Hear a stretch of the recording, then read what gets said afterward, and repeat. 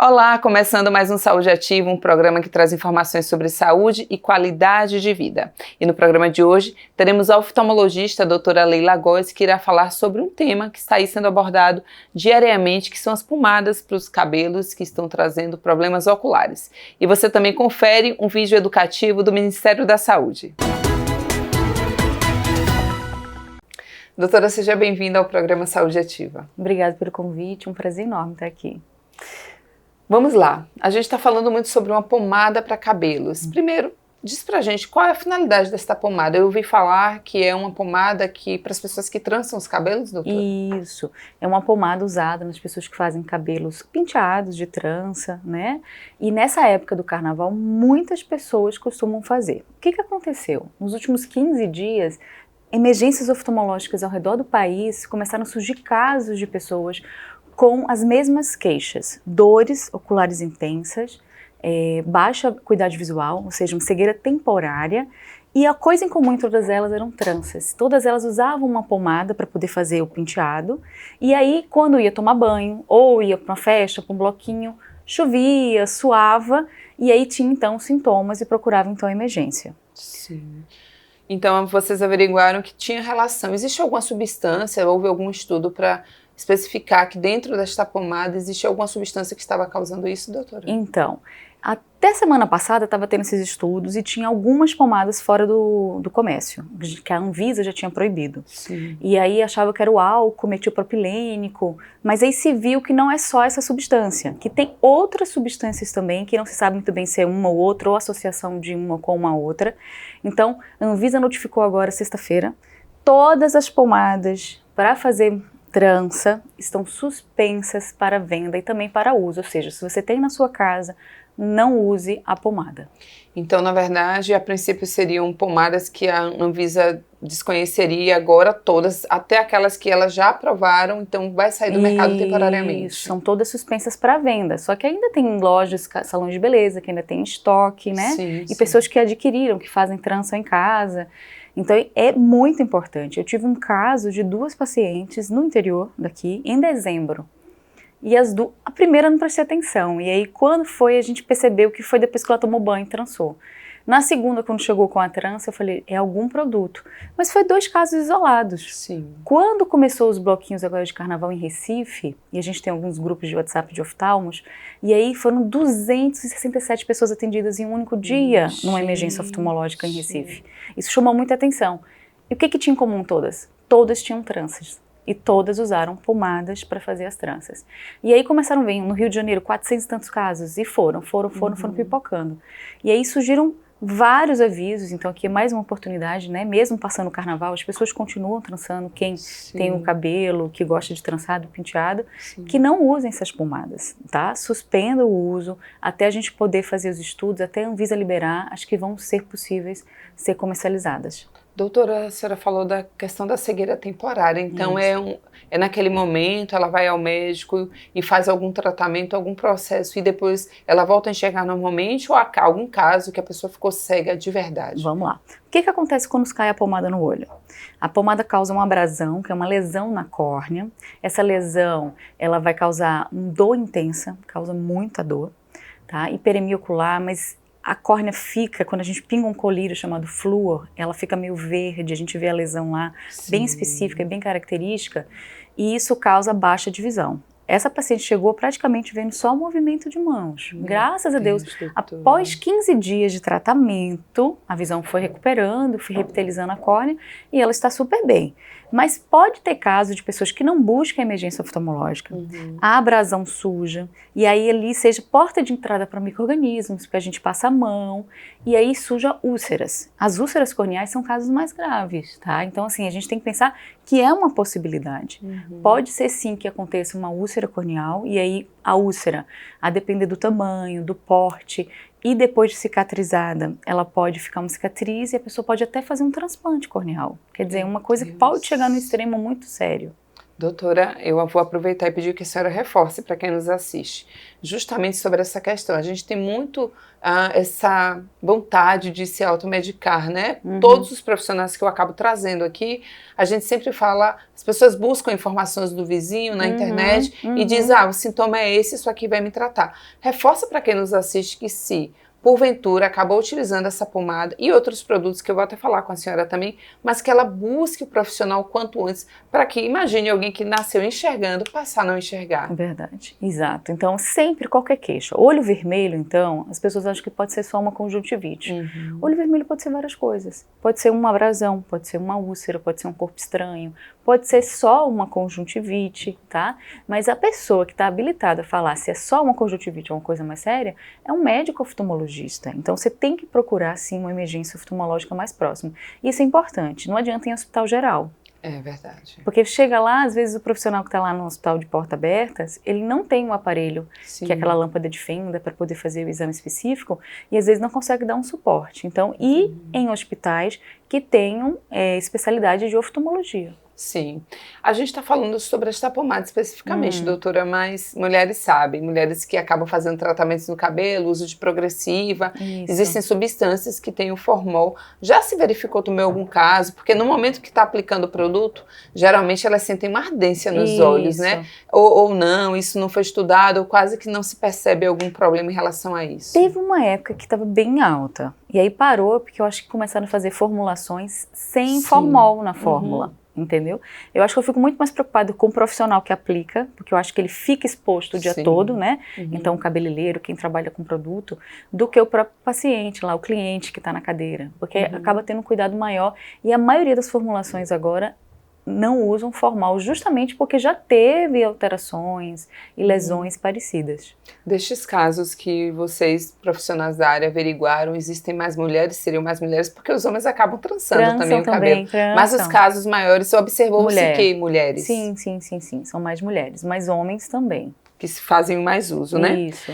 Doutora, a gente está falando na questão dos problemas oculares, né? A gente está falando de um problema específico que está aí mostrando para todos, mas além da questão dos cabelos, o cuidado com produtos, até mesmo protetor, por exemplo, eu uso protetor solar e tem alguns protetores que caem nos olhos, eu não sinto absolutamente nada, mas às vezes um pouquinho que caiu, eu passo o olho ardendo o dia inteiro. A gente precisa também ter cuidado no uso desses produtos cosméticos e também protetor solar? Com certeza. A maioria dos produtos que não são testados oftalmologicamente, você vai ver que tem lá, né? Produto testado oftalmologicamente, dermatologicamente, tem a questão do pH.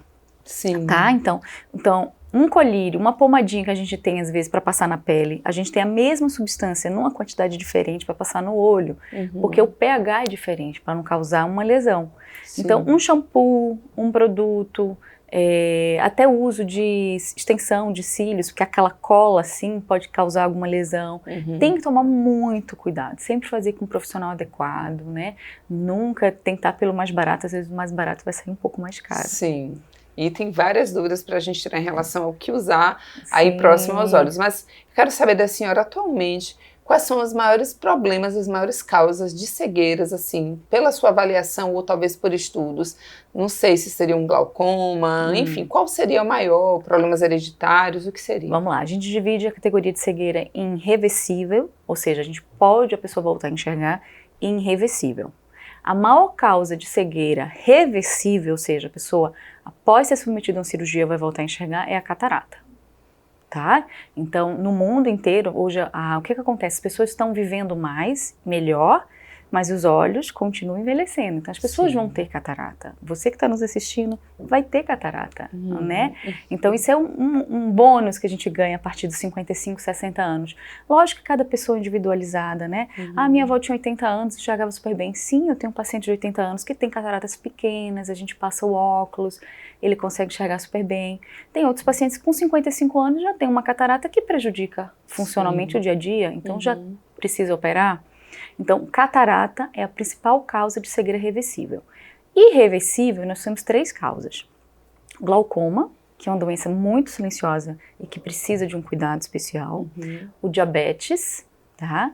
Que as pessoas banalizam muito diabetes, muito, né? Porque todo mundo conhece alguém que tem diabetes e a pessoa tá ali maravilhosa. mas a longo prazo o diabetes vai trazer alterações aos seus olhos. Sim. E nós temos também o DMRI, que é da idade, é a doença macular relacionada à idade, ou seja, que a gente vai envelhecer, vai ter alterações também nesses olhos. Esses problemas, eles têm questões hereditárias, por exemplo, o meu pai, sim, teve catarata. Aumenta aí a probabilidade de que eu também tenha, porque eu sou filha de alguém que já teve esse problema, doutora? Pronto, a catarata tem a ver com a idade. Tá. É lógico que pessoas podem nascer com catarata, então a gente tem catarata congênita, é o bebezinho que a gente identifica que tem a catarata no teste do olhinho, tá? Pode ser uma catarata adquirida por uso de medicações, corticoides, então o paciente às vezes com 30, 40 anos tem uma catarata, é o normal? Não. Mas provavelmente você quando tiver 60 anos já vai ter uma catarata, pequena ou maior. Isso vai depender de fatores, N, mas vai ter.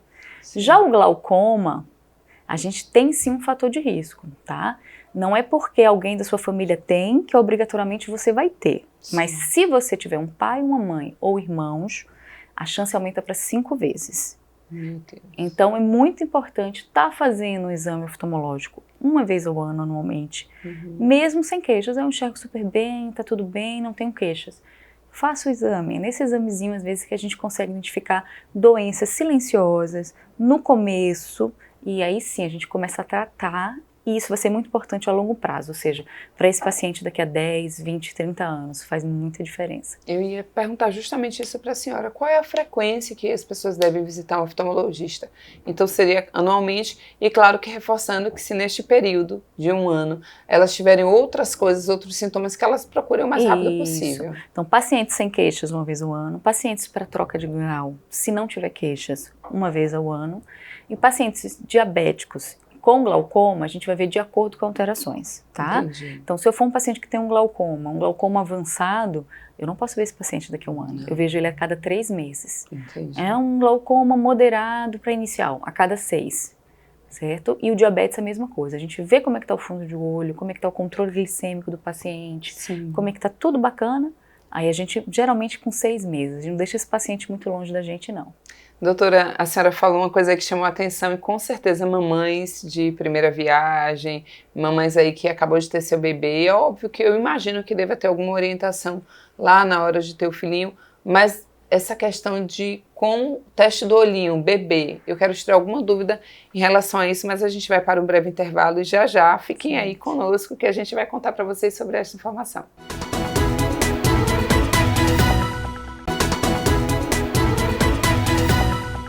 Estamos de volta com o Saúde Ativa e hoje o nosso bate-papo é com a oftalmologista, a doutora Leila Góes. Estamos falando sobre as pomadas que estão causando cegueiras temporárias, mas também esclarecendo diversas dúvidas sobre os seus olhos, a saúde dos seus olhos. Mas olha, se você perdeu o primeiro bloco, não tem problema algum, vai lá no nosso canal do YouTube, coloca Câmara Municipal de Aracaju e você pode assistir a reprise não só deste programa, como de vários outros. Doutora, falamos no primeiro bloco sobre a questão do teste do olhinho. Explica para quem nos assiste. É para bebês que acabaram de nascer? Existe um prazo mínimo, máximo para que elas realizem esse exame nos filhos? Perfeito. Bom, o teste do olhinho é um dos exames quando a mamãe, né, recém-mãe, é gratificada com o bebê, vai ter que fazer. Então, o teste do olhinho pode ser feito na maternidade, tá? Então, tem algumas maternidades que disponibilizam oftalmologistas que fazem, tá? Tem alguns pediatras que estão, sim, qualificados para fazer, né? Então, depende muito. Se não, no primeiro mês de vida, é o ideal, esse bebê vá ao médico oftalmologista, tá bom? Então, nesse exame, a gente vai dar uma olhadinha na forma das pálpebras, tá? Se fecha, se abre, se tá tudo bacaninha. Vai ver a questão de reflexo. O bebê, quando nasce, ele tem aquele olhinho ainda que não fixa, né? Que o reflexo de boneca cai, é normal, tá? Algumas mães já ficam preocupadas, meu filho tem um desvio. Ainda não é o momento pra gente fechar um diagnóstico. Nesse momento, a gente vai ver o fundo do olho, para ver se tem alguma alteração, e vamos ver o reflexo vermelho, que isso é importante. O bebê, quando a gente dilata, a gente vê um fundo vermelho, assim, bem bonito, tá? Quando tem alterações, como uma catarata, ou um retinoblastoma, que é um tumor ocular, né, que ficou em evidência muito, porque a filha do Thiago Leifert teve, e teve muita dúvida, muita gente ficou desesperada, acho que um monte de crianças chegou no consultório, as mães trazendo. Então, nesse primeiro momento, a gente pode estar sim fazendo o diagnóstico. Mas, e a pergunta é, mas será que se eu fiz então o teste do olhinho, tá tudo bem, depois não vai ter? Isso que eu ia perguntar. Exato, mas é que a maioria das mães chegaram com essa dúvida, né? Mas eu fiz o teste do olhinho, tava tudo bem. O ideal é repetir o teste, né? A avaliação oftalmológica com 1 ano de vida, tá? Depois com 2 anos, pra gente poder ver. Porque nessa primeira, assim, de 0 a 2 anos, é que o retinoblastoma, na maioria das vezes, aparece. Então, pode ser que não esteja presente ali naquele momento do teste do olhinho, mas depois sim desenvolva. Entendi, doutora. Tá. Então, é importante ter essa atenção, que as mamães fiquem atentas. Com certeza. Nos primeiros 2 anos, essa frequência. E após isso, seria como um adulto, anualmente, eu levo meu filho ao oftalmologista? Eu geralmente indico, primeiro, observar, tá? A criança tem uma visão muito de perto, mas se você vê que eles gostam dos objetos estarem perto, né? Mas se eles começarem a ver que tá com dificuldade para enxergar a TV, tá muito próximo, na escola, tá com dificuldade de enxergar o quadrinho, a professora viu que tá com uma dificuldade, levar. Eu gosto muito de fazer nessa idadezinha de 5 a 6 anos, que é a idade de alfabetização. Sim. Então, porque muitas crianças, às vezes, demoram a ser alfabetizadas e aprender a ler, não por um problema, por preguicinha, porque não se esforça, porque não enxerga. Sim. Simplesmente. E aí, quando a gente passa o óculos, a criança desenvolve, é uma maravilha, é bonito de ver. Eu acho importante. Eu, inclusive, conheço uma pessoa, doutora, que a filha dela hoje tem, não sei, uns 10, 12 anos, e por muito tempo, eu acho que talvez ela interpretasse como ela tem preguiça. Isso. E ela não observava, nos estudos já não ia tão bem, haviam várias queixas, ela falava muito sobre dores de cabeça. Isso. E as mães, as mães às vezes acham que o filho está inventando, né, quer chamar a atenção. É bom a gente reforçar para que eles fiquem atentos. E às vezes tem um coleguinha que começou a usar o óculos, e aí, começa a ver. Mas leva, assim, não vai ser um desperdício, é uma oportunidade da gente estar fazendo uma avaliação oftalmológica, ver a saúde ocular do seu filho, que é muito importante. Né? E principalmente hoje em dia, que isso é um tema, acho que muito importante aqui para a gente também estar abrindo um espaçozinho, com o aumento dos casos de miopia. Tá? Até 2050, metade da população mundial vai ser míope. Então é um dado alarmante. E por que isso, doutora? Alguns motivos, né? A gente sempre teve pessoas míopes, ou seja, aquelas pessoas que não enxergam bem de longe, e que a gente sabia que esse grau ia crescendo, porque ela ia crescendo, né? Então, uma criança que começa a usar -1, ela vai se tornar um adulto, provavelmente o olho também vai acompanhar o crescimento e vai aumentar o grau. Eu já estou no grupo, doutora, eu não vou mais ser inserida até 2050. Você já está na estatística. Já estou na estatística. Exato. E aí, o que se percebeu hoje em dia é que existe um outro fator, um fator ambiental, que são o uso de telas, certo? Telas em gerais, seja o celular, seja o tablet, seja o computador, seja a TV, né? Então, que a gente tem que sim que seguir algumas recomendações. A Academia Brasileira de Pediatria, a Academia Americana de Pediatria, eles já fizeram algumas coisinhas para informar para os pais, olha, de 0 a 2 anos, 0 telas. Certo? De 2 a 4, 1 hora de tela por dia. Telas em gerais. Sim.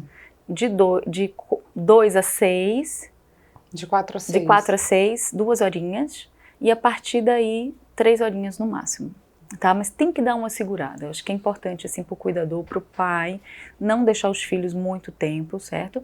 Eu acho que hoje é um recurso, né? Depois que a gente teve a questão de estudar online, de pesquisar, de ter um recurso ali, tanto para estudo como para diversão, para informação, que é super importante, mas tem que ter um limite, porque senão a gente está vendo as crianças miopizarem na nossa frente, assim, muito rápido. Então, papais, tentem retomar aquele período antigo em que a gente ainda brincava com brinquedinhos, com massinhas, com brinquedos interativos, né? Eu sei que é muito mais confortável. A mamãe e o papai precisam resolver alguma coisa em casa, trabalhar, deixa ali com a telinha, ele fica preso, mas isso pode gerar um problema no futuro, com certeza. Né? Doutora, vamos dar uma pausa para assistir um vídeo, uma dica do Ministério da Saúde. As atividades físicas podem ser feitas em diferentes intensidades, sendo classificadas como leve, moderada e vigorosa. A intensidade é o grau do esforço físico necessário para colocar o corpo em movimento. Confira as dicas do Ministério da Saúde para saber qual a intensidade da atividade física que você está praticando. Saúde Brasil apresenta 5 dicas para identificar a intensidade das atividades físicas. Você sabia que existem diferentes intensidades de atividades físicas? Podem ser leves, moderadas ou vigorosas. Veja essas 5 dicas para identificar a intensidade das atividades que você pratica. Dica 1. Observe os batimentos do seu coração. Nas atividades físicas leves, os batimentos do seu coração aumentam um pouquinho. Nas moderadas, aumentam mais do que o normal. E nas vigorosas, aumentam muito mais. Dica 2. Observe a sua respiração. Nas atividades físicas leves, há pequeno aumento da respiração. Nas moderadas, você respira mais rápido do que o normal. E nas vigorosas, você respira muito mais rápido do que o normal. Dica 3. Tente conversar. Se você conseguir conversar normalmente, a atividade física é leve. Se tiver dificuldade para conversar, é moderada. E se não conseguir conversar, é vigorosa. Dica 4. Tente cantar. Se você conseguir cantar uma música, a atividade física é leve. Nas atividades moderadas e vigorosas, não é possível cantar. Dica 5. Dê uma nota de 0 a 10 para o esforço realizado durante a prática de atividade física. Se numa escala de 0 a 10 você percebe que o seu esforço para praticar a atividade física está entre 1 e 4, então ela é leve. Se o esforço for entre 5 e 6, é moderada. E se for entre 7 e 8, é vigorosa. Para saber mais, acesse o site www.gov.br/saúde/Saúde Brasil. Vamos lá, doutora, é bem importante a gente saber o nível de atividade física que a gente pratica no dia a dia. Vamos falar sobre os cuidados de uma forma geral e agora muito mais direcionado para as mulheres, inclusive. A gente teve recentemente o carnaval e, na verdade, durante todo o ano tem festas, né, tem festivais e as mulheres fazem muito uso de coisas próximas aos olhos, como os cílios postiços, o uso de glitter. Deve-se haver um cuidado direcionado a isso? É melhor evitar? Fala pra gente. Bom, é melhor evitar, mas caso queira muito, né, a gente tem que usar com muito cuidado e cautela, né? Então, os cílios, a gente tem que ver qual a colinha que você está fazendo, tem que ter muito cuidado ao inserir, tá? E o mais importante, tirou o cílio, você tem que fazer uma higiene da base dos seus cílios para retirar a cola. Tem muito paciente que chega no consultório e a gente vê o cílio acumulado assim, camadas de rímels, cola na base. E a gente tem que ensinar a fazer higienização ali daquela área. Hoje em dia existem produtos específicos para fazer higiene dos cílios, que são produtos neutros, que aí esse produto pode cair dentro do olho, tá?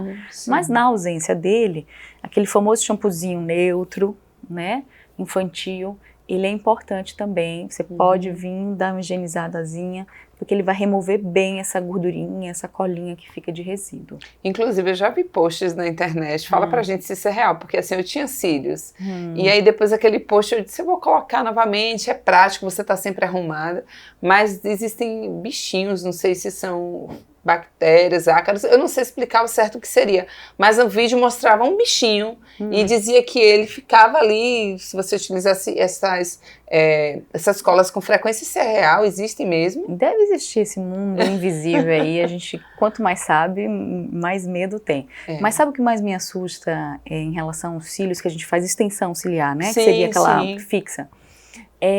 Na cola existe uma substância que às vezes, se a pessoa for submetida a uma cirurgia, já teve vários casos às vezes, que é uma coisa, se você for fazer uma cirurgia, eu vou parir, vou fazer uma cirurgia de joelho, o que seja, os cílios têm que ser removidos antes. É verdade, doutora. Porque às vezes quando a gente vai usar o cautério, pode ter casos de pacientes que já chegou com isso aqui queimado e lacerado da cola, que na hora que foi fazer a cirurgia, um parto, uma cesárea, o cílio teve problema na pálpebra. É sério? Gente, vamos ficar bem atentos. Então, tem que ficar bem atentos. Então, se você faz uso dos cílios com um profissional capacitada, né, com cuidado, faz a remoção na época certa. O problema é que a maioria das pessoas querem fazer os cílios, mas não quer fazer a manutenção. É verdade. Aí começa a esperar cair, começa a puxar, fica aquela coisa meio depenada, né? Um lado fica, outro não.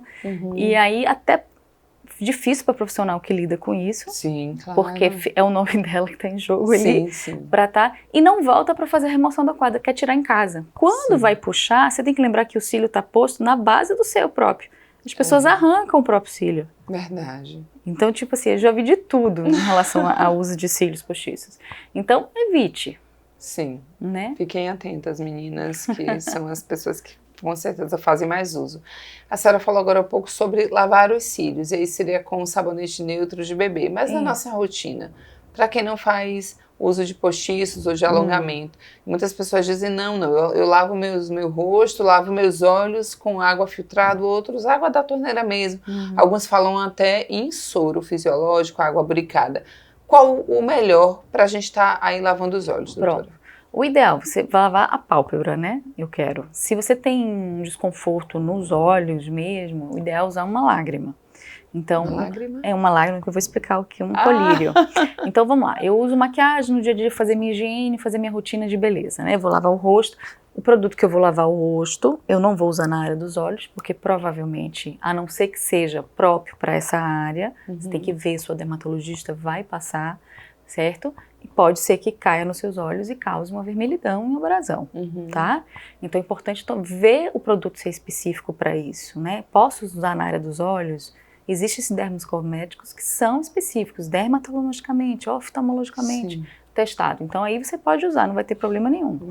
E aí para fazer aquela remoção mais cuidadosa, esses sabonetes neutros são ótimos também, entendeu? Barato e eficiente, porque remove muito bem maquiagem, excessos de gordurinha. Tem pessoas até que não usam maquiagem, né? São idosos, homens que têm uma pele um pouco mais oleosa, e aí começam a ter uma blefarite, que é a inflamação da base dos cílios, e aí começa a causar uma irritação, uma ardor, uma coceira, e aí começa a surgir aqueles carocinhos que a gente chama de terçol. Tudo isso por conta de uma oleosidade na base dos cílios. Então, como é que eu posso evitar isso? A higiene dos cílios, uma coisa simples, né? É tipo escovar um dente. A gente escova os dentes, higiene bucal, porque a gente é acostumado. Os cílios também têm que ser higienizados, principalmente quem faz uso de maquiagem ou quem tem a pele um pouco mais oleosa. Entendi, doutora. Agora fala pra gente, a gente tá falando muito sobre essa questão da limpeza dos olhos, mas tem um item que a gente utiliza muito e principalmente quando tem sol, que são os óculos. Os óculos escuros, óculos solares.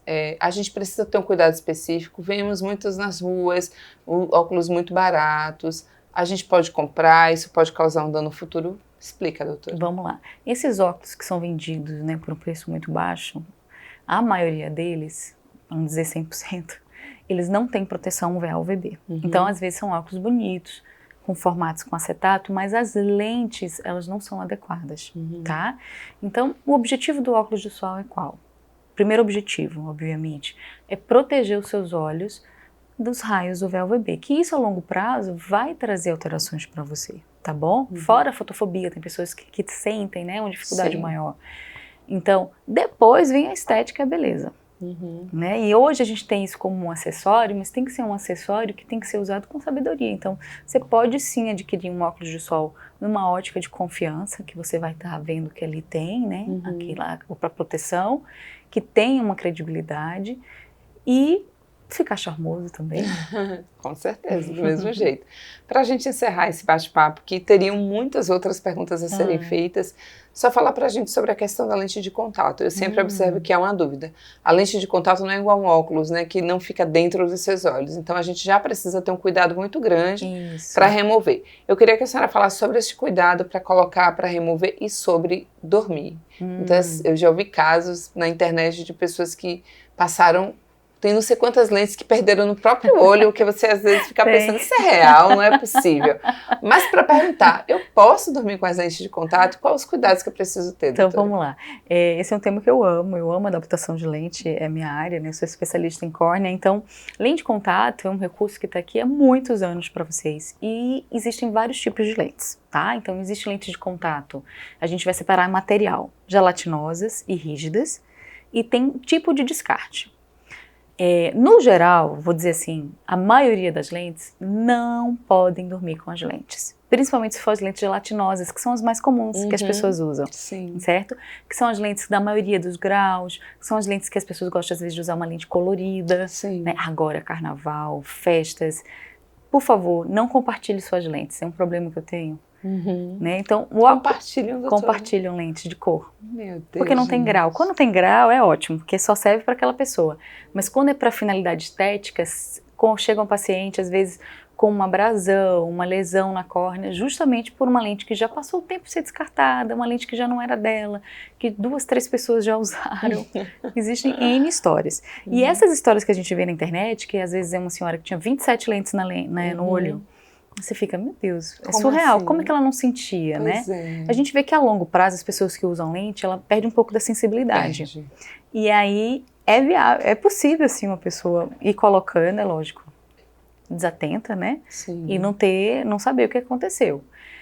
Então, na maioria dos casos, não durma com lentes de contato. Existem lentes específicas hoje em dia, então se a pessoa for procurar lentes de contato pode dormir, vai ver então, na internet, mas tem. Tem, que é a ortoceratologia. É uma ciência hoje em dia que a gente aplica, que são lentes específicas para redução de grau. A gente põe para o paciente dormir para no outro dia não ficar com lente. Mas não é a lente mais comum para as pessoas utilizarem, entendi, né? doutora. A maioria das lentes que a gente usa, no dia a dia eu estou aqui de lente de contato, eu faço parte da estatística, sou míope também, né? Eu coloco de manhã, vou fazer minhas atividades, no final do meu dia eu retiro elas, então, e deixo no produtozinho para poder ser higienizada, e no outro dia, então, ela tá boa para o uso. Tá? Entendi, doutora. Só para a gente recapitular e trazer novamente um questionamento que foi o do início do nosso bate-papo. Só fala pra gente, cuidado para as pessoas que fazem uso das pomadas. Então, assim, continuem trançando o cabelo de vocês, mas tenham muita cautela. Isso. E tentem não fazer uso da pomada, né, doutora? Exatamente. Mesmo que você já tenha em casa, mesmo que você não tenha tido problema, mas eu usei a pomada e não tive nada. Não use mais. A gente está tendo muitos casos, né? A gente sabe que se existe essa possibilidade, por favor, faça uso de um creme, outra coisa que possa fazer para facilitar então o trançamento aí e continue fazendo suas tranças lindas, maravilhosas, mas sem o uso das pomadas. Doutora, muito obrigada pela sua participação. Prazer enorme. Obrigada. Em breve, Saúde Ativa estará de volta com mais informações sobre saúde e qualidade de vida. Eu aguardo todos vocês. Até lá!